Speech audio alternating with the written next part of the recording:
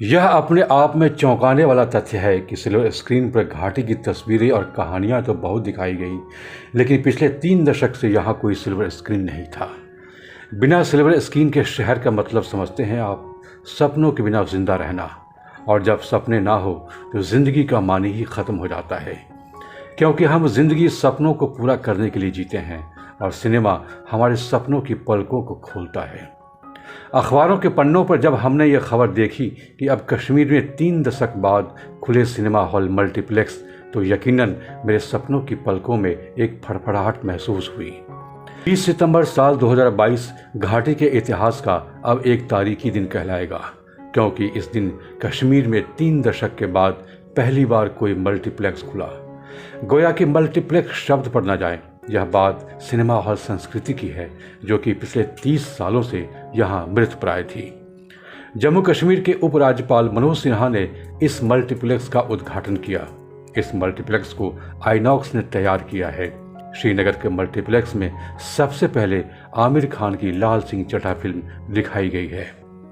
आपको बता दें कि श्रीनगर में खुले आईनॉक्स के मल्टीप्लेक्स में 3 मूवी थिएटर और 1 फूड कोर्ट होगा।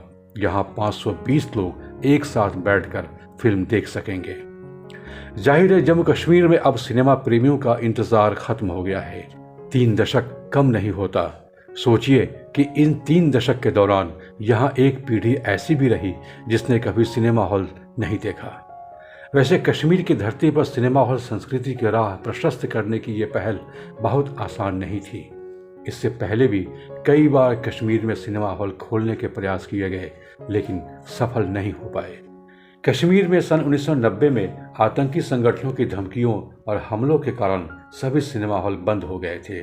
आतंकवाद के दौर में घाटी में एक एक कर 19 सिनेमा हॉल बंद हो गए थे।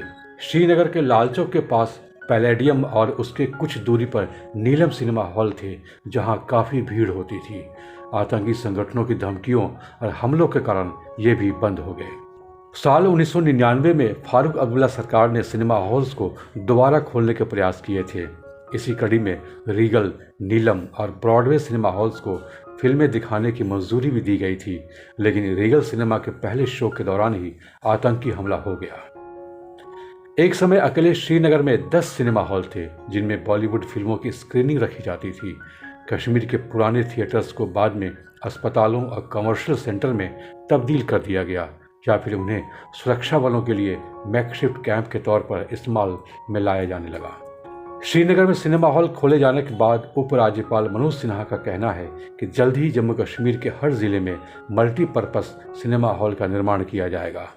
जल्द ही अनंतनाग, बांदीपोरा, गांदरबल, डोडा, राजौरी, पुंछ और किश्तवाड़ में इस तरह के सिनेमा हॉल का निर्माण किया जाएगा।